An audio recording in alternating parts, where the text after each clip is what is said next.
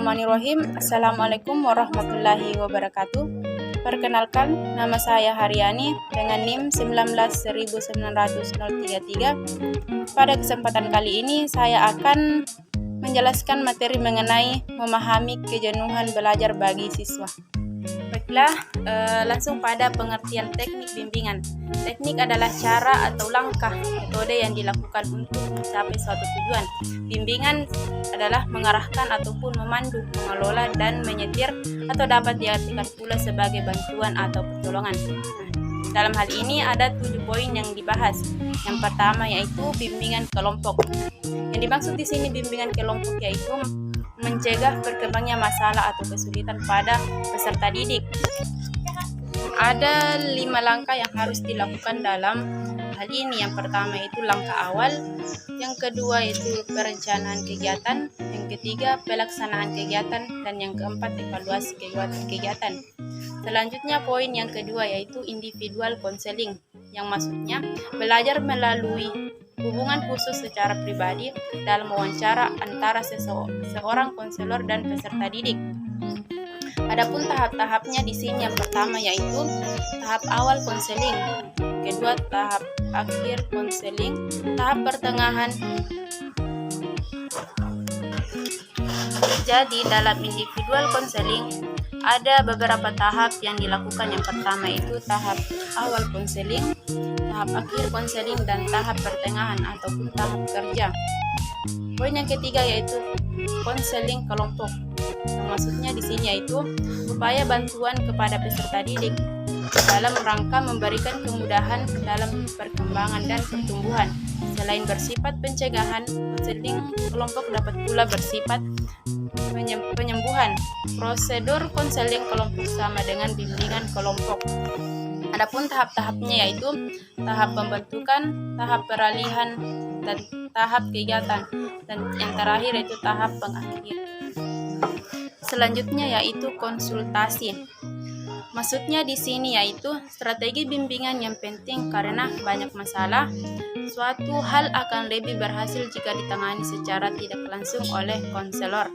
Ada beberapa langkah proses konsultasi, yaitu yang pertama menumbuhkan hubungan berdasarkan komunikasi dan perhatian pada konsulti.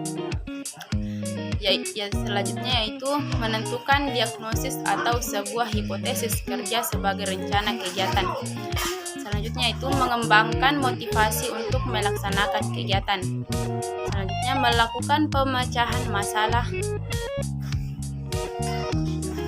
Pada poin kelima, kolaborasi dengan personel sekolah, orang tua, dan masyarakat.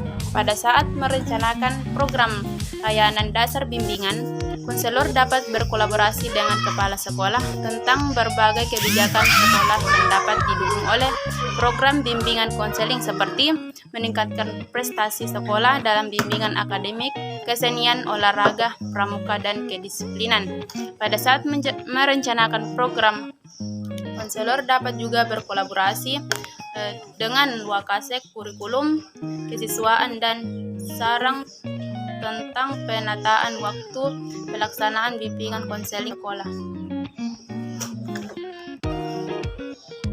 Jadi selanjutnya poin ke-6 yaitu pengajaran remedial.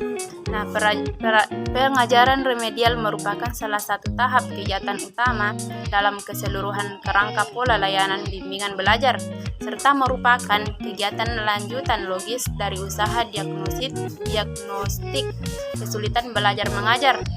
Secara sistematika, prosedur remedial tersebut dapat digambarkan sebagai berikut. Yang pertama, diagnostik kesulitan belajar mengajar. Yang kedua, rekomendasi atau referral.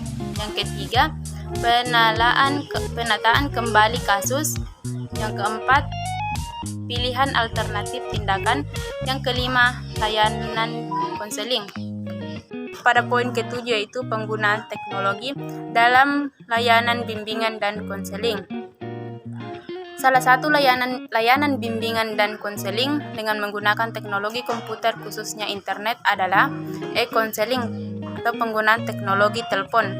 Etika pelayanan konseling dengan menggunakan telepon harus dilakukan beberapa hal. Yang pertama yaitu gunakan bahasa yang sopan sesuai dengan kondisi klien. Yang kedua, gunakan bahasa yang sopan sesuai dengan kondisi klien. Gunakan suara lembut, volume yang rendah, dan intonasi yang bersahabat. Dengarkan pembicaraan sampai selesai. Jangan menyela kata-kata apalagi pada tahap awal pembicaraan. Mengembangkan perasaan senang dan berpikir positif tentang siapapun yang menelpon. Catat hal-hal yang perlu memperoleh perhatian. Jadi sekian video saya pada kali ini.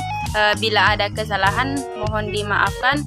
Wabillahi taufiq wal hidayah. Wassalamualaikum warahmatullahi wabarakatuh.